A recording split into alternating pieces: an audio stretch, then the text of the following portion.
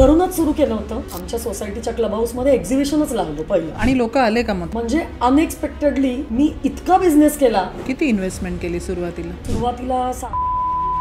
Investment केली. एक काहीतरी खरोखरच चालत होतं की व्यावसायिकच व्हायचंय मला आणि या नोकरीतनं बाहेर पडायचं, काहीतरी करून दाखवायचं. चमत्काराशिवाय नमस्कार नाही हे लहानपणापासून माहिती आहे. तुम्ही काहीतरी वेगळं केल्याशिवाय लोक तुमच्याकडे येणार नाही. 4 लोक जे करतात ते नाही, कारण आमची सोसायटी घेतली जिथे अगदी टेम्पोनी माल वगैरे म्हणजे थोडा ओव्हर कॉन्फिडन्स आणि तिथे कोणी चालतो ते पूर्ण फ्लॉप. तिथे डोळ्यात अंजन घालणारे प्रश्न विचारले गेले, ते कुठले? पहिली गोष्ट, तुमचं कुठल्या पॉइंटला असं वाटलं का हे सोडून द्यावं आणि जॉब करावा?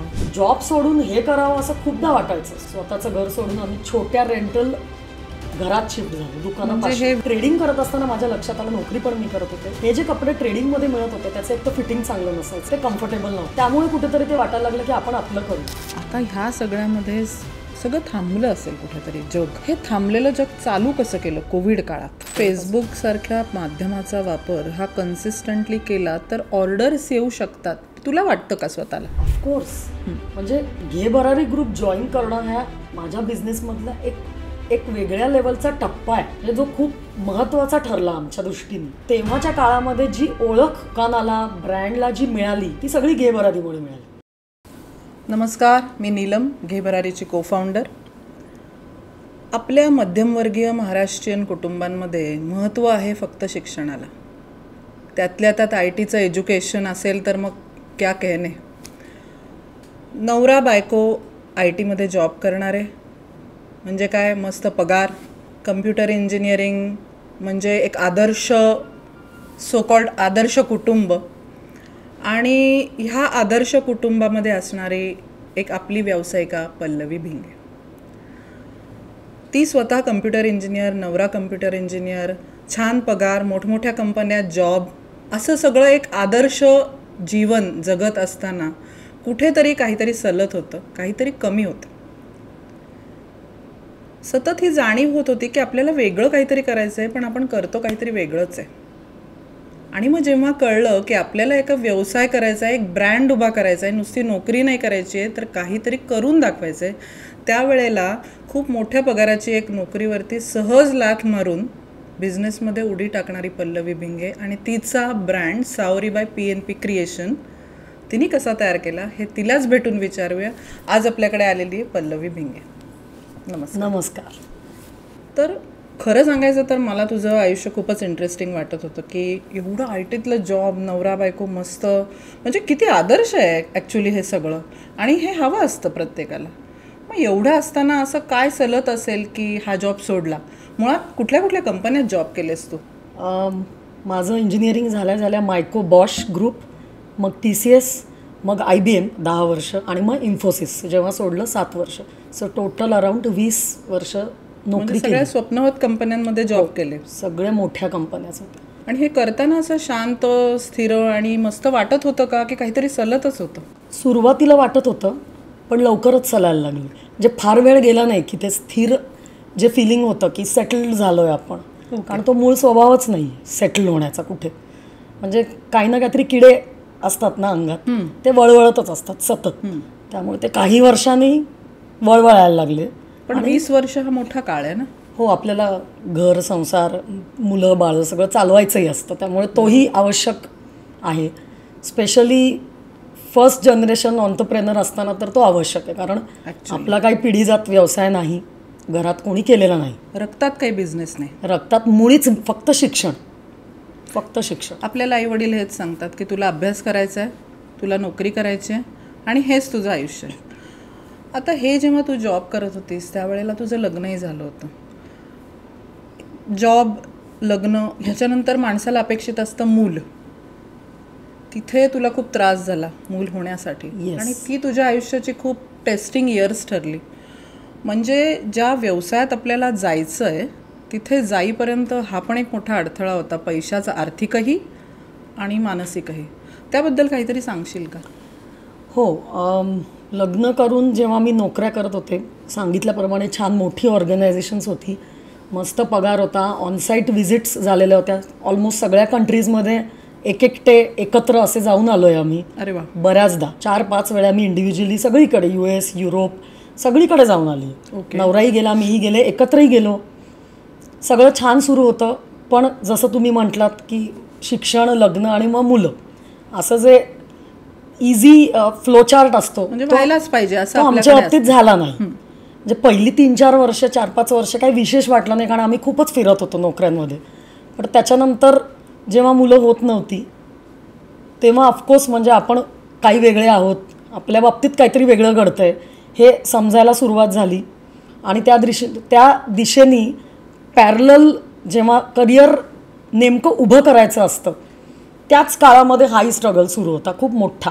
कारण गोष्टी अशा अनएक्सप्लेन्ड होत्या. म्हणजे खूप साऱ्या डॉक्टरांच्या व्हिजिट्स, खूप काही करून हातात काही लागायचं नाही शेवटी. आणि पैसा तर ओतावा लागत होता. म्हणजे आता maybe I don't know, आता खूप कॉमनली लोक हे करतायत, पण तेव्हा तर इतकं कॉमनही नसायचं. ते करून कुठे कुठे लांब, बँगलोरमध्ये होतो आम्ही, खूप लांब लांब ऑफिसला जायला लागायचं. आणि आम्ही सुट्ट्या बिट्ट्या घ्यायचो नाही, आम्ही सगळं करून आम्ही परत ऑफिसलाही जायचो. पैसा तो होतो, कारण तो मिळतही होता तेव्हा भरपूर. त्यामुळे तेव्हा असं काही जाणवलं नाही. पण तो किती गेला हे नंतर लक्षात आलं जेव्हा त्याची गरज होती. ट्रीटमेंट किती वर्ष घेतली साधारण? 4 ते 5 वर्ष किमान चालूच होतं, ऑन अँड ऑफ. त्याच्यात आमचं परत बँगलोर, पुणे, बँगलोर असं चालू असल्यामुळे थोडा खंड पडायचा. परत मग फायनली जेव्हा पुण्यात आलो त्याच्यानंतर एक 4 वर्ष. त्याच्यात आधी एकदा एक मिसकॅरेज पण झालं 3 वर्षांनी. आणि मग 1.5 वर्षांनी फायनली मला जेव्हा मुलं झाली, तोही प्रवास सोपा नव्हता, म्हणजे कुठलाच सोपा नव्हता. तेव्हा मी ॲडमिट होते, 3 आठवडे मी ॲडमिट होते. मग मी जॉब करतच होते ऑल द वाईल, माझे सगळे कॉल्स वगैरे चालू असायचे. पण मी वर्क फ्रॉम होम, मी IBMमध्ये होते. आणि IBM ही खूपच ओपन कल्चर्ड ऑर्गनायझेशन. त्यांनी तेव्हासुद्धा मला अगदी बिंदास घरनं कर म्हणून मी घरनंच करत होते. पण सगळंच अनएक्सपेक्टेड होतं. जो आनंद होता तो काही फार काळ टिकला नाही, कारण माझी एक्स्ट्रीम प्रीमॅच्युअर डिलिव्हरी झाली. म्हणजे 10 वर्षांनी जेव्हा मूल झालं त्यावेळेला ते प्रीमॅच्युअर झालं. त्यानंतर मग कसं पुढे ही मुलं ICUमध्ये असतील किंवा मुलं म्हणजे मी सोडून तर मुलं घरच्यांनी तर 3 महिन्यांनी मुलं पाहिली, कारण माझी 73 दिवस ही मुलं NICUमध्ये होती. 800 ग्रॅम हे माझ्या मुलांचं वजन होतं. म्हणजे मांजरीची जी पिल्लं असतात एक्झॅक्ट तशी मुलं होती. मी स्वतःही त्यांना पाहिलेलं नव्हतं, कारण मी अनकॉन्शियस होते. त्यांना ऑलरेडी 8व्या मिनिटाला हॉस्पिटलमधनं शिफ्ट केलेलं होतं डिलिव्हरी झाल्यावर. आणि जेव्हा मला 3ऱ्या दिवशी, कारण माझी नॉर्मल डिलिव्हरी झाली, मला सोडलं. पण तिथे गेल्यावर जेव्हा इन्क्युबेटर पाशी नेलं, मी म्हटलं कुठेच मुलं. तिथे मला फक्त कापूसच दिसत होता, मला मुलंच दिसेनात. मग ते म्हटलं बघा इथे मध्ये जे एवढंसं आहे ती मुलं आहेत तुमची. आणि मला म्हणजे खरंच वाटत नव्हतं की इतकीशी पण मुलं असू शकतात, कारण तोपर्यंत मी एवढी लहान मुलंच बघितलेली नव्हती. आणि आपल्या बाबतीत असं काहीतरी होईल हे तर स्वप्नात ऑब्व्हियसली आपल्याला वाटत नसतं. आपल्या बाबतीत चांगलंच व्हावं तोपर्यंत सगळं स्वप्नवतच झालेलं होतं. हा पहिला मेजर धक्का होता म्हणजे लाईफमधला. बरोबर. मग तो सगळा प्रवास खूपच कठीण होता, कारण 73 दिवस रोज हॉस्पिटलमध्ये बाळणपण वगैरे हा प्रकार बाजूलाच राहिलेला होता. म्हणजे रोज जा ये आणि लांब होतं घर, रोज हॉस्पिटलमध्ये जायचं. त्यांना ते कांगारू केअर वगैरे द्यावं लागतं, कारण खूपच एक्स्ट्रीम 26व्या आठवड्यातली मुलं आहेत माझी. आणि जुळी असल्यामुळे आणि मुलं त्यातून एक भीती, सगळे म्हणायचे मुली चिकट असतात, मुलं नाजूक असतात. मग मला अजून भीती वाटायची. मुलं हॉस्पिटलमध्ये असताना आजूबाजूची 3 मुलं गेली, त्यांच्या आयांना रडताना पाहून मी डॉक्टरांना जाऊन सांगितलं की माझ्या मुलांना सोडूच नका तुम्ही, 2 महिने तिथंच ठेवा. मला ही सिच्युएशन फेस नाही करायची, आता माझी तयारी नाही. मी ऑलरेडी आता खूप सहन केले इतके वर्ष दिवस जन्मल्यापासून, पण आता मी नाही अजून काय. तर ते म्हटले असं काही सगळ्यांच्या बाबतीत होत नाही, तुम्ही धीर ठेवा. ट्रीटमेंट बेस्ट चालू होती, पण ते घरी कधी येतील याची काही शाश्वती अशी काहीही नव्हती. आता हे सगळं म्हणजे एवढ्या सगळ्यातनं तू गेलीस, मुलं मोठी होत चालली आणि तरी पण नोकरी चालू होती आपली. पण हे सगळं करत असताना कुठेतरी नोकरीत सेटबॅक येतो. जेव्हा आपण वर्क फ्रॉम होम घेतो आणि जेव्हा आपण जात नाही प्रत्यक्ष ऑफिसमध्ये, त्यावेळेला तो एक गॅप पडतो. आपल्या बरोबरीचे केव्हाच पुढे गेलेले असतात. वर्क फ्रॉम होम म्हणजे थोडंसं ब्रेकच झाला ऍक्च्युअली, आणि माझा तर आधीच झाला. सो मग तो तुला कुठेतरी असा हे झाला का, सल्ला का? आणि मग नातेवाईकांचं असं म्हणणं पडलं का की एवढ्या वर्षांनी झाली तर तू आता हेच कर आणि बाकी काही करू नकोस असं सगळं? ऑब्व्हियसली म्हणजे हे त्यांच्या दृष्टीने बरोबर आहे.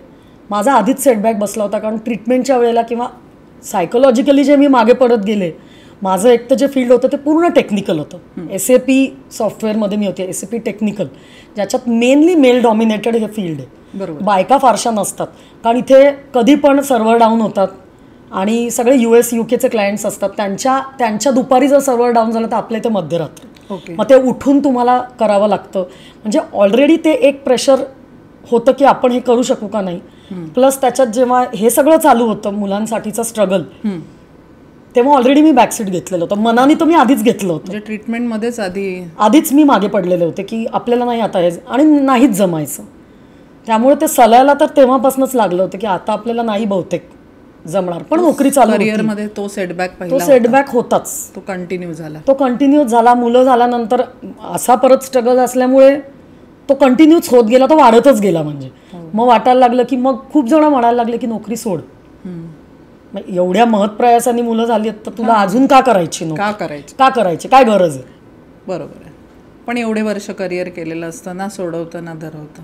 हां, करेक्ट. शांत बसणं शक्य नव्हतं, म्हणून घरनं काम करण्याचं. मग तुम्ही म्हणालात तसं घरनं केलं की ऑलरेडी एक कॉम्प्रोमाइज केलेला असतो, आपण कोणालाच कधी बघत नाही. अनएंडिंग आहे ते सगळं. ते अनएंडिंग. सो आता ह्या सगळ्यामध्ये कुठेतरी आतमध्ये जे होतं की असं पण असू शकेल की मुलं सांभाळताना काहीतरी वेगळं चालू करू, असं पण होतं की एक काहीतरी खरोखरच चलत होतं की व्यावसायिकच व्हायचं आहे मला आणि या नोकरीतनं बाहेर पडायचं, काहीतरी करून दाखवायचं. ही जिद्द कुठल्या प्रसंगातून निर्माण झाली किंवा कधी निर्माण होत गेली? ही बहुधा ही सबकॉन्शियस माइंडमध्ये आधीच असावी, कारण ती अशी ऑल ऑफ अ सडन एका रात्रीत आलेली नाही. जेव्हा हा सगळा स्ट्रगल चालू होता तेव्हाच कुठेतरी वाटायचं की हे फ्लेक्झिबिलिटी पाहिजे. कारण IT मध्ये स्पेशली तुम्ही जेव्हा वरवरच्या पोझिशनला चढत जाता तेव्हा तुम्ही असे एक्सक्युजेस किंवा पर्सनल कारणांसाठी ॲब्सेन्स हा फारसा घेऊ शकत नाही. स्त्रियांनाही माफी नाही, कोणालाच माफी नाही आहे. आणि स्त्रिया याच कारणामुळे मागे पडतात IT मध्ये. राईट. आणि मग ते कुठेतरी होतंच की आपण आपलं काहीतरी केलं पाहिजे की ज्याच्यात मला फ्लेक्झिबिलिटी मिळेल, थोडंफार मुलांजवळ राहून आपल्याला करता येईल काहीतरी. आणि मग हे सगळं झाल्यानंतर तर खूपच प्रकर्षाने जाणवायला लागलं की आपण आपलं काहीतरी करू. आणि मग या व्यवसायाची हळूहळू सुरुवात झाली. पहिली तू केलीस की नवऱ्याने केली? आय वुड से दोघांनी केली. कारण तो पॉईंट मात्र अगदी एकत्र आम्हाला 2015 असं युरेका झाल्यासारखं झालं.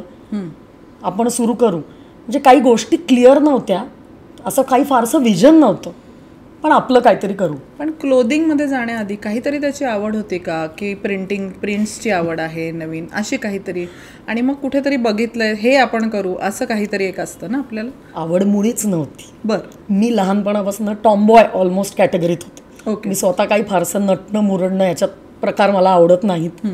कपडे सुद्धा आपले आई वडिलांनी आणलेले घालून मला फारशी आवड नव्हती. पण 2007 एकदा ट्रेनिंगसाठी मी कलकत्त्याला गेले होते, SAPच्या ट्रेनिंगसाठी. आणि खूप दिवस मी एकटी होते तिथं. तिथे भरपूर वेळ असायचा, मी एकटीच होते. मी खूप फिरायचं मार्केट्समध्ये. शॉपिंगची आवड होती, म्हणजे नंतर हळूहळू मग थोडं शॉपिंग. तिकडे बघताना लक्षात आलं की अरे इथे तर फारच भारी कपडे मिळतात आणि काय स्वस्त, हीच साडी आपल्या इकडे एवढ्याला मिळते, इथे फक्त एवढ्याला. म्हणजे लिटरली ही कंपॅरिझन. मी खूप फिरले, खूप शॉपिंग केलं. मी लिटरली अशा 4 बॅगा भरून कपडे बेडशीट्स असं विकत घेऊन तिथनं पुण्याला आले होते. ओके. तर ते कुठेतरी डोक्यात होतं की आपण असं, पण तेव्हा ना मॅन्युफॅक्चरिंग वगैरे फार लांब ट्रेडिंग हा एकच. कारण तेव्हा हेच माहिती होतं की इकडनं आणायचं आणि इकडे विकायचं. किती इन्व्हेस्टमेंट केली सुरुवातीला? सुरुवातीला साधारण 1.25 लाख इन्व्हेस्टमेंट केली. कलकत्त्यालाच गेलो. बरं. म्हणजे खरं काही त्याचा अभ्यास केला नाही. ॲक्च्युली जयपूरला जायला पाहिजे, तो गेलो आम्ही कलकत्त्याला. आमचं सगळंच वेगळं. ओके. आम्ही गेलो कलकत्त्याला, तिथलं मार्केट शोधलं, 3-4 दिवस राहिलो, भरपूर कपडे घेऊन आलो तिथून. बरं. आणि घरूनच सुरू केलं होतं. ओके. आमच्या सोसायटीच्या क्लब हाऊसमध्ये एक्झिबिशनच लावलं पहिलं. अच्छा. डायरेक्ट. बरं. म्हणजे जे काही ट्रेडिंगनी कपडे आणले त्याचं एक्झिबिशन लावलं? येस. आणि लोक आले का मग त्या एक्झिबिशनला? भरपूर आले. बरं. म्हणजे अनएक्सपेक्टेडली मी इतका बिझनेस केला, एकच दिवसाचं केलं होतं मी, की मला म्हणजे असं खरंच वाटत नव्हतं की अरे असं कसं होऊ शकतं. म्हणजे की लोकांना आवडत होतं जे काय आणलं ते, त्यामुळे कॉन्फिडन्स खूप वाढला त्या पहिल्याच याच्यामध्ये. मग दुसरं केलं का? दुसरंही केलं, कारण हा कॉन्फिडन्स खूप आलेला होता. ओके. त्यामुळे असं वाटायला लागलं की आता आपण कुठेही केलं तरी आपलं चांगलंच होणार, कारण तेव्हा काही एक्सपिरियन्सच नव्हता. काही नाही. बरोबर. तर लांबची सोसायटी घेतली जिथे अगदी टेम्पोनी माल वगैरे म्हणजे नेला, थोडा ओव्हर कॉन्फिडन्स झाला थोडा, आणि तिथे कोणी चालत नाही जास्त. ओके. म्हणजे ते पूर्ण फ्लॉप. बरं. म्हणजे तिथे खरं खूप मोठी सोसायटी होती, म्हणजे तसा विचार केला तर विचार हा बरोबर होता तिथे लावण्याचा. ओके. त्या क्लब हाऊसमध्ये 800 फ्लॅट्सची सोसायटी आहे ती मोठी. बरं. तर 10% लोक जरी आले तरी 1% तर घेतील काहीतरी, असं साधं कॅल्क्युलेशन होतं. करेक्ट. आणि लावलं. सकाळी गेलो, टेम्पो बिम्पो लोड करून घेऊन गेलो, आणि नाहीच, म्हणजे विशेष रिस्पॉन्सच नाही. दिवसभर बसून जेवढं सामान नेलं ऑलमोस्ट तेवढंच परत आणलं. बरं. तो पूर्ण फ्लॉप शो झाला. मग तिथे परत कॉन्फिडन्स डाऊन. पण तिथे डोळ्यात अंजन घालणारे प्रश्न विचारले गेले. हो. ते कुठले? पहिली गोष्ट, तुमचं दुकान आहे का? हां. तुम्ही किती वर्ष झाले व्यवसाय करताय? हां. मग ते महिन्यांमध्ये सांगतानाही लाज वाटत होती. खरं लाज वाटण्यासारखं नव्हतं, पण तेव्हा इतकं कॉमन नव्हतं. करेक्ट. म्हणजे घरनं काम करणं हे आज इतकं ॲक्सेप्टेबल आहे, करेक्ट. तेव्हा नव्हतं. कोविड नंतर स्पेशली, कोविड नंतर ह्याला मान्यता आली. ॲक्च्युअली तर 15मध्ये तर हे मुळीच नव्हतं. 2015मध्ये तर खूप लोकांनी आम्हाला दुकान आहे का, गंमत म्हणजे जो सामान उचलणारा पोर्टर होता त्याने आम्हाला विचारलं, आपका कोई शॉप नहीं है क्या, शायद आपका कुछ भी सेल नहीं हुआ. ते वाक्य आम्हाला इतकं भिडलं मनाला. म्हणजे ॲक्च्युली त्यांनी आम्हाला एक ट्रिगर पॉईंट दिला. करेक्ट. की आपलं कुठेतरी दुकान पाहिजे, त्याशिवाय लोक चांगल्या नजरेने बघणार नाहीत. आणि कोविड आधी मला वाटतं दुकानाला महत्त्व होतं. जे आता मे बी थोडंसं एक्झिबिशन्समध्ये आपण जास्ती जात असतो, पण त्यावेळेला दुकान असणं हे एसेन्शियल मस्ट होतं. हो, म्हणजे बिझनेस करायचं तर दुकान पाहिजे. सो मग दुकान घेतलं कुठल्या एरियात? तेही मी म्हटलं सगळं वेगळंच आहे आमचं. आम्ही राहत होतो बाणेरला, नोकऱ्या करत होतो हिंजवडीला IT पार्कमध्ये. आणि हा प्रसंग झाल्यानंतर माझ्या नवऱ्याने ॲड पाहून पौड रोडचं दुकान बघितलं. ओके. आम्ही ते बघितलं आणि ॲडव्हान्स देऊनच घरी परत आलो. काहीही विचार केला नाही की आपल्याला अपडाऊन करावं लागेल, बरं. हे खूप लांब आहे, आणि मुलं लहान आहेत. मुलं खूपच लहान आहेत, त्यांना अजून म्हणजे खूपच लहान होती. पण या काळात साथ मिळाली का घरच्यांची मुलं सांभाळायला किंवा ओव्हरऑल सगळंच, कारण की अस्थिर होतं म्हणून? हो, घरच्यांची साथ मात्र होती. बरं. म्हणजे जरी सुरुवातीला, म्हणजे कसं होतं माहिती आहे का, दोन्ही बाजूने होतं. साथ तर होती, पण त्यांना कुठेतरी हेही वाटायचं की हे का करतात. म्हणजे इतक्या चांगल्या नोकऱ्या आहेत, सगळं सेटल्ड आहे, आता मुलं पण झाली आहेत, आता 4 वर्षाची झाली आहेत, तर कशाला तुम्ही, म्हणजे कशाला ह्याच्यात पडताय आता का, म्हणजे सगळा मिळणारा पैसा तुम्ही इकडे लावणार असाल तर का, अजून मुलं खूपच लहान आहेत, त्यांच्याकडे लक्ष द्या. पण आम्ही फर्म होतो की नाही, हे करायचं. ओके. त्यामुळे, आणि दोघंही होतो एकाच पेजवर, we were on the same page. असं नाही की मी बायकी हट्टाने सुरू केलंय आणि मग नवरा सपोर्ट करत नाहीये. बरोबर. ते वेगळंच झालं असतं, पण तसं नव्हतं आमचं. आम्हाला दोघांनाही हे करायचं होतं. ओके. मग दुकानात येऊन जाऊन हे सगळं चालू झालं. हो. ओव्हरऑल दुकानात सेल ओके होता, कसा होता? ओके होता. आम्ही फुल टाईम नाही करायचो, मध्ये बंद, पुणेरी दुकान होतं आमचं, दुपारी बंद करायचो आम्ही 1 ते 5, मग परत उघडायचो. ओके. आणि अपडाऊन करायचो. सकाळी तर जमायचंच नाही, आम्ही कारण दोघंही नोकऱ्या करत होतो. बरं. संध्याकाळी बाणेरून पौड रोडला मी काय, संध्याकाळची मेन वेळच नाही. हां, आणि त्याच्यात मी यायचंच नाही, मी विकेंडला फक्त. ओके. मग कारण मला रोज नाही जमायचं, ऑफिसमधनं आल्यावर मुलांना रोज सोडून कसं येणार. बरं. मग नवरा जास्ती यायचा. 1 वर्ष आम्ही बाणेर टू पौड रोड केलं, पण मग म्हणावं तसं काही ते मजा येईना, म्हणजे ते पुढे जाईना, कारण ऑफकोर्स ते लिमिटेशनच आलं ना, इतक्या लांबनं तुम्ही करताय म्हटल्यावर. आणि मला मेन म्हणजे वेळ देता येत नव्हता, आणि तेव्हा सोशल मीडियावर इतकं नव्हतं. म्हणजे तेव्हा एवढं चलन नव्हतं, फेसबुक किंवा आता इंस्टाग्राम, काहीच नव्हतं. मग कुठल्या पॉइंटला असं वाटलं का की आता जॉबच सोडून द्यावा आणि हेच करावं, किंवा हे सोडून द्यावं आणि जॉब करावा, अशी निर्णायक वेळ आली का कुठे? हे सोडून द्यावं आणि जॉब करावा असं कधीच नाही वाटलं, टू बी फ्रँक. जॉब सोडून हे करावं असं खूपदा वाटायचं सुरू झाल्यावर. स्पेशली 1 वर्षांनी आम्ही शिफ्ट झालो, स्वतःचं घर सोडून आम्ही छोट्या रेंटल घरात शिफ्ट झालो, दुकानापासून. हे विशेष आहे की एखाद्या बिझनेससाठी आपण आपलं स्वतःचं घर सोडून रेंटल घरात जातोय. हो. आणि व्यवसायासाठी सगळ्या पॉसिबल ॲडजस्टमेंट्स आपण करतोय.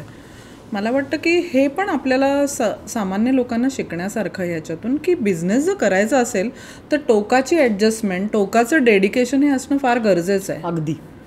आणि खरं आम्ही खूप छान सेटल्ड होतो, पण आधीच ठरवलेलं होतं की आता मागे वळून बघायचं नाही. करेक्ट. कारण आता म्हणजे असं धरसोड प्रकार आम्हाला दोघांनाही आवडत नाही की उगीचंच दुकान सुरू केलं 3 महिन्यांनी बंद केलं, हाती घ्यायचं ते तडीच न्यायचं. तडीसच नाहीच. आणि म्हणजे एक बार ठाणली तो ठाणली, मग कोणी माईका लालही थांबवू नाही शकत. मग मला तर म्हणजे मनातच यावं लागतं. आणि जोपर्यंत मनात येत नाही ना, मला ब्रह्मदेवानी सांगितलं तरी मी गोष्टी करत नाही. मी त्या बाबतीत फार म्हणजे तसंच आहे. कधी कधी याचे फटकेही बसतात, पण मला आणि माझ्या मनात आलं की मग तुम्ही मला कितीही मागे ओढा, मग मी काय थांबत नसते, मग मी शेवटपर्यंतच जाते. मग ते आम्ही ठरवलेलंच होतं की आता हे करायचं. बरं. शिफ्ट झालो, मग जरा ट्रॅक्शन मिळालं चांगलं, मग मी रोज जायला लागले. ओके. मग 1-2 वर्षात जेव्हा चांगल्या बऱ्यापैकी पोझिशनला पोचलो, म्हणजे की आता रोज गिराईकं येत आहेत, त्या वेळेला तेवढंच महत्त्वाचं होतं की रोज 1-2 गिराईकं आली तरी खूप होतं आमच्यासाठी, कारण पगार मिळत होते ना तेव्हा, एवढं काही वाटत नव्हतं. म्हणजे तर प्रसाद परत बँगलोरला गेला नोकरीसाठी. बरं. त्यांनी ओरॅकलमध्ये जॉब घेतला, तो परत गेला. मी परत एकटी, सासूबाई होत्या घरात, त्या हार्ट पेशंट होत्या, मुलं तर होतीच. हे सगळं सांभाळून दुकान, जॉब खूपच घुसमट व्हायला लागली. डबल आहे. हां, डबलच व्हायला लागलं. आव्हान. हो. आणि घरी सगळंच असतं, म्हणजे सगळंच होतं. म्हणजे एका वेळेला तू 4 फ्रंटवर लढलीस. मग आता ह्याच्यामध्ये जॉब सोडण्याचा प्रसंग कधी आलाय?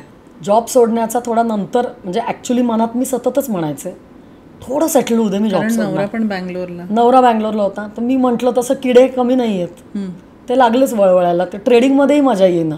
बरं. तो तिथं असताना मी मॅन्युफॅक्चरिंगचा निर्णय घेतला एकटीनीच. त्याला फोनवर सांगितलं, आपण आता आपल्या लेवलनी कपडे. म्हणणार आहे का तू नक्की काय त्याच्यासाठी काय घेतलं? मशीन, जागा, काय काय घेतलं? काहीच नाही घेतलं तेव्हा. बरं. तेव्हा काहीच नव्हतं घेतलं. ओके. तेव्हा फक्त डोक्यात होतं की आपण आपली कापडं घेऊ. कारण मीटर कापड एका वेळेला घ्यायचं? 10 जास्ती 10 म्हणजे खूप झालं असं तेव्हा होतं. कारण झालं काय, ट्रेडिंग करत असताना माझ्या लक्षात आलं, नोकरी पण मी करत होते, हे जे कपडे ट्रेडिंगमध्ये मिळत होते त्याचं एक तर फिटिंग चांगलं नसायचं. बरं. फॅब्रिक खूप चांगलं जर असेल तर खूप मोठे जे ब्रँड्स आहेत ते अत्यंत महागडे होते. ओके. आणि दिवसभर ऑफिसला घालून जर जायचं असेल तर कुठेतरी टोचतच आहे, फिटिंगच नाही, ते कम्फर्टेबल नव्हतं. त्यामुळे कुठेतरी ते वाटायला लागलं की आपण आपलं करू. बरोबर. मग आमचा जो पर्सनल टेलर जो होता त्यालाच विचारलं, तुला असं कंटिन्युअस काम दिलं तर करशील का आमच्यासोबत? ते सगळं खरं हवेत होतं, माहीत नव्हतं पुढे काय होणार, पण जिद्द होती की मी हे करणार. ओके. मग त्याचा अभ्यास थोडा केला, फॅब्रिक कुठे मिळतं, आणि मग सांगितलं एक दिवस फोनवर, आता आपण आपले कपडे शिवून विकणार आहोत. त्याला तर आधी म्हणजे तो क्लूलेस होता की हे काय तू नवीन चाललंय ना आपलं, बऱ्यापैकी 3 वर्ष झालेली होती बाय देन बिझनेस सुरू करून. मी म्हटलं नाही, हेच करायचं आहे आता. म्हणजे 4 लोक जे करतात ते नाही, कारण तुम्ही त्यांच्यासारखंच करायला लागलं तर मग तुमचं वेगळेपण काहीच नाही. आणि तुमचा काहीतरी USP असला पाहिजे, कारण चमत्काराशिवाय नमस्कार नाही हे लहानपणापासून माहिती होतं. तुम्ही काहीतरी वेगळं केल्याशिवाय लोक तुमच्याकडे येणार नाही. अगदी बरोबर. त्यामुळे प्लेन ट्रेडिंग करून किंवा जयपूर, अहमदाबादहून कपडे आणून इथे किंवा कलकत्त्याहून लाखो लोक विकतील, तोपर्यंत हळूहळू सुरुवात झालेलीच होती. ओके. मग मॅन्युफॅक्चरिंग सुरू केलं, आणि मॅन्युफॅक्चरिंग सुरू केल्यानंतर मग मात्र मला स्वस्त बसू दे ना, आता हा जॉब सोडला पाहिजे. कोविड त्याच्यानंतर आला लगेच. म्हणजे मी निर्णय घेतला की आता जॉब सोडू, ओके, म्हणजे दुकान रिनोव्हेट करू, त्याच्यात पैसा ओतला, आणि कोविड ठप्प. आमचं ओपनिंग सुद्धा झालं नाही दुकानाचं, आमचं सगळंच वेगळं आहे. म्हणजे खूप मोठं ओपनिंग प्लॅन केलेलं पूर्ण ठप्प झालं. काम सुद्धा नवऱ्याने असं म्हणलं नाही का की हे कशाला सगळं काढलंय, परत आपलं नोकरी करावी, किंवा नातेवाईकांनी असं काही म्हणलं नाही का, आपल्याकडे हे व्यवसाय करणं हा म्हणजे आवडतच नाही गोष्ट, कशाला स्ट्रगल करायचं, ते सुद्धा जेव्हा तुम्ही आहात कम्प्युटर इंजिनियर आहात तर का करायचं, असं तुम्हाला कोणी नाही म्हणलं हे सगळ्या काळामध्ये? या खूप खूप म्हटले, सुरू करतानापासून इवन आत्तापर्यंत म्हणतात. कधी कधी खूप लोक म्हटले, खूप जण म्हणायचे, मैत्रिणी म्हणायच्या, नातेवाईक म्हणायचे. आम्ही दोघं सोडून ऑलमोस्ट सगळ्यांनी एक एकदा म्हणून झालं की तुम्ही मग कशासाठी शिक्षण एवढं घेतलं, एवढे इंजिनिअरिंग कशाला करायचं होतं, कपडेच विकायचे होते तर, किंवा मुलं लहान आहेत कशाला तुम्ही करताय, म्हणजे इतकी गरज आहे का, विकायचे डोळे. उगीच तुम्ही, किंवा तुम्ही पैशाच्याच मागे लागलात. दोन्ही गोष्टींवर तुम्ही पाय ठेवताय. तुम्हाला इकडनंही पाहिजे पगार आणि हे पण पाहिजे, खूप पैशाच्या मागे, खूप पैशाच्या मागे, तुम्हाला भयंकर पैसे हवेत म्हणून तुम्ही हे सगळं करताय. पण वी वर फर्म, आपला काही असा गोल नाहीये आणि अल्टिमेटली मी तर म्हणजे असा एक पाय नोकरीच्या बाहेरच ठेवून बसलेले होते की कधी मला चान्स मिळतो आणि मी सोडती. कारण मला मी म्हटल्याप्रमाणे एकतर खूप मनासारखं काम करता येत नव्हतं. ऑलरेडी मी प्रोजेक्ट मॅनेजमेंटमध्ये शिफ्ट झालेले होते, फक्त एक्सेलमध्ये काम करत होते. मला अजिबात आवडत नव्हतं, अजिबात आवडत नव्हतं. म्हणजे I was not at all happy. आणि फक्त पगार मिळण्यासाठी नोकरी करणं हे पटतच नव्हतं मनाला, म्हणजे कितीही चांगली असली. म्हणजे आजही लोक अरे वा इन्फोसिसमध्ये होतीस. किंवाही मला वाटतं आव्हानांची आवड असावी तुला, जी नोकरीत संपत चालली होती आणि जी इथे मिळत होती. करेक्ट. आणि समाधान जे होतं ते नोकरीत मिळत नव्हतं. इथे मात्र एक स्वतःने डिझाईन केलेला टॉप विकला तरी जे समाधान मिळत होतं, भले तो 500 रुपयाचा असेल, ते अवर्णनीय होतं. आणि खरोखर ते मला काही नोकरीत मिळत नव्हतं. सो मी नोकरी सोडली आणि कोविड सुरू झाला. 1च महिन्यात नोकरी सोडली, दुकान टाकलं, कोविड सुरू झाला, मॅन्युफॅक्चरिंग चालू झालं. आता ह्या सगळ्यामध्ये सगळं थांबलं असेल कुठेतरी जग. हे थांबलेलं जग चालू कसं केलं कोविड काळात? कोविड काळामध्ये काय झालं, आधी ऑफकोर्स टेन्शन आलं खूप, कारण मी म्हटल्याप्रमाणे रिनोव्हेट करत होतो, खूप पैसा घातला त्याच्यामध्ये. जे जवळजवळ नोकरीतनं मला जी सगळी प्रोसिडिंग्स मिळणार होती ती सगळी आम्ही तर दुकान रिनोव्हेट करण्यात वापरली. बरं. की आता आपण मस्त आपलं दुकानाचं करू. कोविड येईल हे कोणाच्याच स्वप्नातही नव्हतं. आणि ठप्प. पहिल्या वेव्हमध्ये तर आपल्याला काहीच अलाउड नव्हतं, घराच्या बाहेर पडणंच अलाउड नव्हतं. आशा पण होती ना की आता होईल 2 महिन्यात नीट. करेक्ट. पण तसं काही होईना. मग आणि तोपर्यंत इतक्या प्रभावीपणे काही फेसबुकचा वापर करत नव्हतो. म्हणजे अनफॉर्च्युनेटली कम्प्युटर इंजिनिअरिंग केलेलं असताना सुद्धा नव्हता, एवढा वापर करत नव्हते. मग घे भरारीबद्दल कळलं त्याच काळामध्ये, जून 2020मध्ये. जून 2020ला फेसबुक ग्रुप घे भरारी जॉईन केलास. त्याचा कसा वापर केलास तू ओव्हरऑल सुरुवातीपासूनच्या काळात? जेव्हा मी ग्रुप जॉईन केला तेव्हा मी बाकीच्या पोस्ट जेव्हा बघितल्या आणि मी पहिल्याच दिवशी सुरुवात केली, तेव्हाही मी हेच ठरवलं, कन्सिस्टन्सी आपल्याला पाहिजे. या ग्रुपवर पण जर आपण रोज पोस्टिंग्स केली तर आपल्याला फायदा होईल. बरोबर. आणि अगदी डे 1 पासून मी कन्सिस्टंटली पोस्ट करत गेले. तुम्ही आजही पाहिलं तर माझ्या क्लोज टू 1000 पोस्ट घे भरारीवर दिसतील. मी थांबलेच नाही. मी वेकेशनवर सुद्धा पोस्ट करते, मी घेऊन जाते बरोबर. ओके. फोटो बिटो सगळे. आणि मग सुरुवात झाली. म्हणजे फेसबुक सारख्या माध्यमाचा वापर हा कन्सिस्टंटली केला तर ऑर्डर्स येऊ शकतात असं तुला वाटतं का स्वतःला? ऑफकोर्स. म्हणजे घे भरारी ग्रुप जॉईन करणं हा माझ्या बिझनेसमधला एक वेगळ्या लेवलचा टप्पा आहे. म्हणजे जो खूप महत्त्वाचा ठरला आमच्या दृष्टीने. कारण तेव्हाच्या काळामध्ये जी ओळख दुकानाला, ब्रँडला जी मिळाली ती सगळी घे भरारीमुळे मिळाली. कारण हळूहळू लोकांना माहिती होत गेलं चेहरा. आणि मी अगदी सुरुवातीलापासनं मी स्वतःच माझे फोटो काढून पोस्ट करायचे. तेव्हा खूप कमी लोक हे करत होते. आधी मी मिरर सेल्फीज काढायचे, काही एक्सपिरियन्स नव्हता. मी आता बघितलं तर मला हसायला येतं, अगदी अनप्रोफेशनल फोटोज होते. पण कपड्यांवर जोर असायचा की हे नीट दिसलं पाहिजे. बरोबर. आणि मी रोज टाकायचे न थकता. ऑफकोर्स मला रिस्पॉन्स चांगला मिळत गेला, त्यामुळे माझा धीर खचला नाही कधी. पण मला ऑर्डर्स मिळत गेल्या आणि मी कधीच असा विचार नाही केला की अरे आज नको टाकायला. नाही म्हणजे नाही. त्यामुळे त्याच्यावरनं भरपूर बिझनेस मिळत गेला. लोक दुकानात यायला लागले आणि बाय देन दुकान फुल टाईम सुरू झालेलं होतं. मुलं मोठी झाली होती. कधी लाईव्ह केलंय का दुकानातनं ग्रुपवरती? खूप वेळा. ओके. खूप वेळा केलं. पण मी जरा लाईव्ह पण थोडं उशिराने सुरुवात केली. पहिलं 1.5 वर्ष मी नुसतंच पोस्टिंग्सवरच चाललं होतं. ओके. मग एक दिवस लाईव्हबद्दल कळलं. मी म्हटलं ना तसं मला कोणीतरी ती आतनं मला पिन मारावी लागतं. ते लाईव्ह मला माहिती होतं वर्षभर, पण मी ते करत नव्हते. मला ज्या दिवशी पटलं की लाईव्ह करायला पाहिजे त्या दिवशी मी जो धडाका सुरू केला तर ते पहिल्याच लाईव्हमध्ये मला अक्षरशः दिवसभर बसायला वेळ मिळाला नाही, इतकी गर्दी दुकानामध्ये झाली. ओके. म्हणजे अशक्य तेवढी आज तागायत झाली नाही जेवढी त्या पहिल्या लाईव्ह नंतर झाली. बरं. इतकं सुपरहिट लाईव्ह झालं माझं. फर्स्ट एप्रिल 2022मध्ये मी केलं. मला अजूनही लक्षात आहे. आता ह्यानंतर तू कसं घे भरारीला जॉईन झालीस, एक्झिबिशन्स चालू केलीस, त्याचा कसा एक्सपिरियन्स होता? पहिल्या एक्झिबिशनला तू जेव्हा आली असशील कितीचा माल आणला असशील, कसा सेल झाला असेल, काय तुला काही आठवणी आहेत का या? भरपूर आहेत. कारण तिथेही आमचं परत वेगळं आहे. मी परत म्हणेन पहिलं एक्झिबिशन जे घे भरारीवर केलं ते वॉशआउट झालं 1.5 दिवसांमध्ये. बरोबर. शुभारंभाचा तो शुभारंभ मला वाटायला लागलं की आपल्यासाठी तुझी सुरुवातही तिथूनच झाली. करेक्ट. मला वाटलं की बहुतेक आपल्याला काही झेपणार नाहीये, बहुतेक हा कुठेतरी सिग्नल आहे की तुम्ही करू नका एक्झिबिशन. बरं. पण मी पुढचं ॲक्च्युली एक्झिबिशन लगेचच फेब्रुवारीमध्ये रजिस्टर पण केलेलं. बरं. पण माझ्या सासूबाई वारल्या.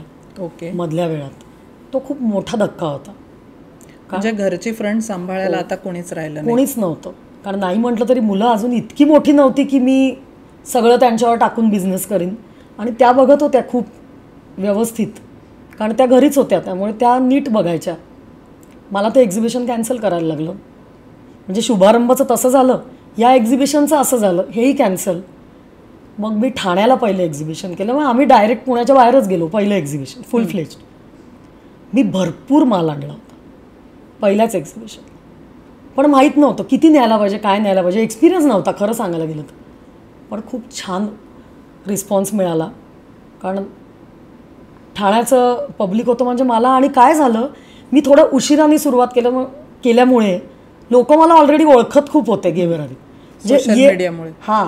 येणारा जाणारा मला सांगत होता, अरे तुमचं आम्ही लाईव्ह बघितलं, तुमचे आम्ही पोस्ट बघतो, तुमचे आम्ही फोटो बघतो, तुम्हीच त्या आरशात फोटो काढला. मोठा फायदा झाला. हो, म्हणजे लोक मला ऑलरेडी ओळखत होते. ओके. आणि मग तिथे पर्सनल प्रश्न या सगळ्यामध्ये, तुम्ही IT मधले लोक, म्हणजे थोडंसं एक आपण म्हणतो ना सरळ साधं आयुष्य आणि व्यावसायिक आयुष्य, ह्या दोन्हीत खूप फरक आहे ॲक्च्युली. तर कधी अशी फसवणूक नाही केली का कोणी, की तुम्ही फसला आहेत आणि असं खूप मेजर काही लॉस? खूप वेळा झाली. मी म्हटलं तसं ब्रँड सुरू करतानाच फॅब्रिक जेव्हा मागवायचं असतं पहिल्यांदा, तेव्हा सगळं स्टडी करून ऑनलाईनच. आता काय, मी एकटी होते, प्रसाद बँगलोरला होता.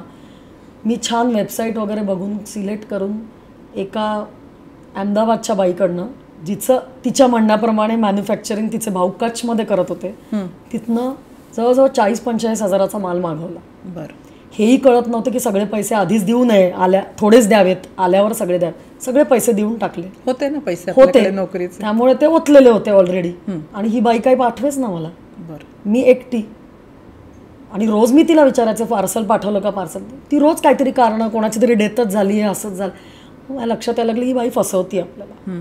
मग करणार काय, इथे बसून तर होणार नव्हतं.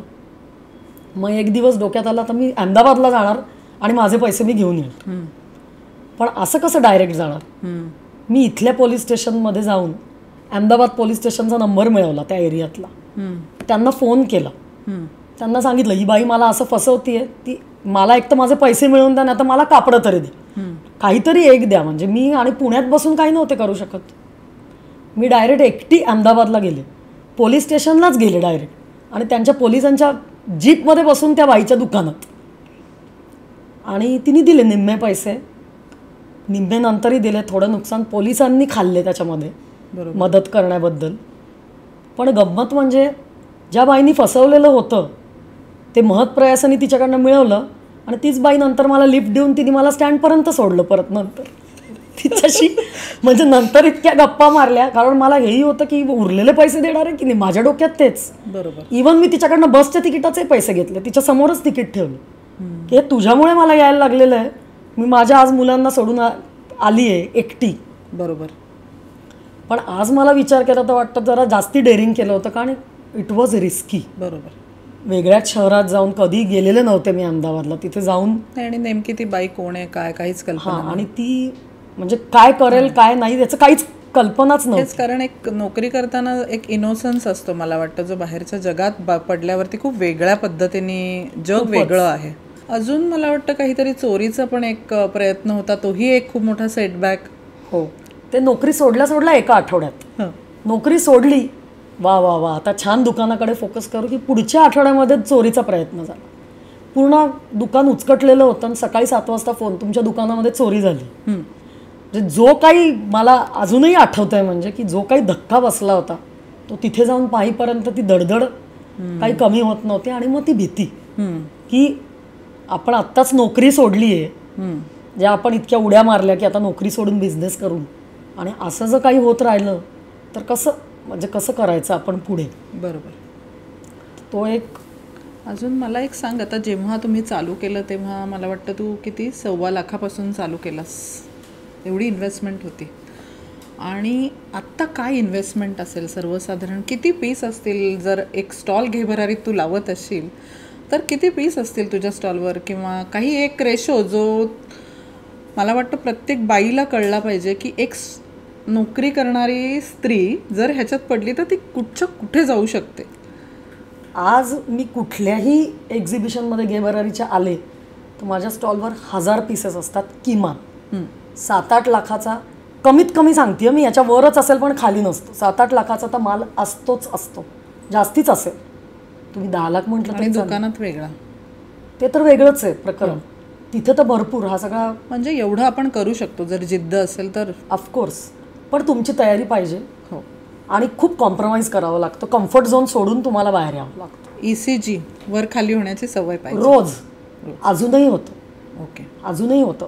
असं नाही आहे की तुम्ही सेटल झाल्यावर तुम्हाला भीती वाटत नाही फेलियरची, कारण फेलियर्स रोज बघायला मिळतात. करेक्ट. रोज नवीन चॅलेंज आहे रोज.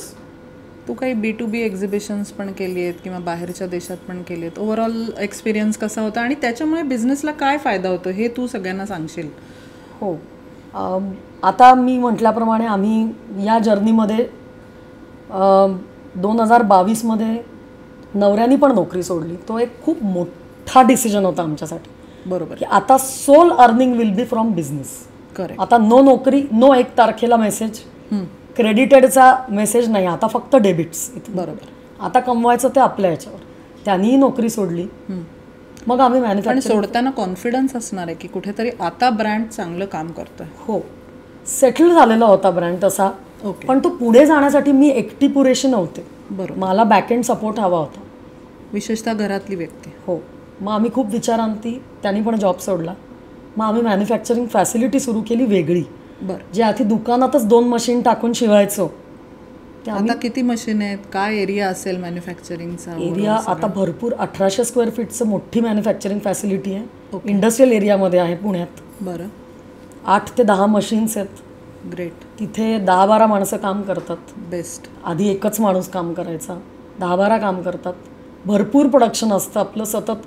एका वेळी 4 प्रदर्शनं मी पॅरलली घेभरारीने केली तरी करीन इतका माल माझ्याकडे असतो जबरदस्त कायम. अफाट. आणि दुकानातही 5-6 स्टाफ मुलींचा हे आहे, म्हणजे एम्प्लॉईज आहेत. बरं. आणि चालू असतं मग वेगवेगळ्या गोष्टी एक्सपेरिमेंट, डिझायनिंग आणि ओव्हरऑल सगळंच, कारण सतत नवीन काहीतरी द्यावं लागतं. हो. आणि मग एवढी कपॅसिटी असताना मग एक स्टेप पुढे की आपण फक्त रिटेल नाही, आपण आता बिझनेससाठी सुद्धा करू शकतो. ओके. म्हणून मग आम्ही एक्सप्लोअर केलं आपलं क्लोदिंग मॅन्युफॅक्चरर्स असोसिएशन ऑफ इंडियाचं जे असतं CMEIचं. ओके. मग आम्ही दुबईला एक्झिबिशन करून आलो last year. It was a great experience. बरं. कारण ते वर्ल्डच वेगळं आहे. अच्छा. ते वर्ल्डच वेगळं. म्हणजे तुम्ही एक तर तुम्ही बाकीचं बघूनच आधी 90% तर तिथेच शिकता. हो. कोण काय करतंय. त्याच्यातली एक छान गोष्ट म्हणजे आम्ही सुरुवातीला जेव्हा ट्रेडिंग करत होतो तेव्हा ज्या लोकांकडनं जयपूरहून आम्ही कुर्तीज घ्यायचो त्यांच्या जोडीने आम्ही स्टॉल तिथे रिप्रेझेंट केला स्वतः. खूप. ते लोकसुद्धा खूप हे झाले, अचीवमेंट. ते लोक पण म्हणतात, अरे आपने भी स्टॉल लगाया, अभी हमसे लेते नहीं है, मतलब हम लोग खुद बनाते हैं. म्हणजे त्यांच्या जोडीला जाऊन आम्ही प्रयत्न सुरुवात तरी केली. पण मी म्हटल्याप्रमाणे आम्ही केली सुरुवात की आम्ही परत मागे जात नसतो. मग काही होऊ दे त्याच्यामध्ये, फ्लॉप झालं तरी, हिट झालं तर कोणालाही हवंच आहे. पण फ्लॉप्सही होतच असतात मधनं. सगळ्याच आयडिया वर्क होतात असं काही नाही आहे. अगदी बरोबर. काय वाटतं की कुठे न्यायचं आहे आपला बिझनेस आता? सावरी बाय PNPला कुठे नेऊन ठेवायचं आहे? खरं सांगायला गेलं तर स्वप्न खूप मोठी आहेत. खूप मोठी स्वप्न आहेत. मोठीच बघायची असतं. खूप मोठी आहेत की सगळ्यांना नाव आपलं माहिती पाहिजे. आणि पैशांसाठी नाही असं मी काय खोटं बोलणार नाही. पैशांसाठी तर करतोच आहे. पण मी तुम्हाला म्हटल्याप्रमाणे जे समाधान हवं आहे, माहिती असलेलं, जेव्हा 4 लोक आपल्याला ओळखतात वेगवेगळ्या कुठेही गेलं तरी, अरे हां तुमचं आहे, किंवा हे किंवा रस्त्यावर लांबनं गाडीवर आपला टॉप घालून जाताना कुठेतरी दिसतं, दुसऱ्या शहरात दिसतं, तेव्हा खूप वेगळंच फिलिंग आहे. ते मी शब्दात नाही मांडू शकत. आणि ते जॉबमध्ये कधीच नाही मिळालं मला. मी असं म्हणणार नाही की जॉब करू नये सगळ्यांनी बिझनेस करावा, पण तो जो डिफरन्स आहे त्याच्यातला समाधानातला तो आज आम्ही खूप अनुभवतो. याच्यात खूप समाधान स्वतःच आहे काहीतरी. स्वतःच आहे काहीतरी. बेस्ट. मला वाटतं मी काही सांगण्याची गरजच नाही आहे. एक सेल्फ मेड व्यक्ती म्हणून आपण पल्लवी भिंगेकडे जरूर बघू शकतो आणि मला वाटतं प्रत्येक हाऊसवाईफ, प्रत्येक व्यावसायिकाला हिच्याकडून शिकण्यासारखं खूप काही आहे. आम्ही तर रेग्युलर एक्झिबिशन्समध्ये तिला बघतच असतो. तुम्ही पण नक्की भेटा, दुकानाला भेट द्या, एक्झिबिशन्सना भेट द्या. आणि मस्त वाटलं तू तुझी जर्नी सांगितलीस. थँक्यू सो मच इथे आल्याबद्दल. मला आणि खूप छान वाटलं की तुम्ही आमची निवड केलीत ही जर्नी एक्सप्लेन करण्याबद्दल, कारण असं सांगताना सुद्धा खूप मजा येते आणि कोणाला जर काही थोडंफार जरी काही याच्यातनं उपयोग होणार असेल तर खूपच आनंद होईल आम्हाला.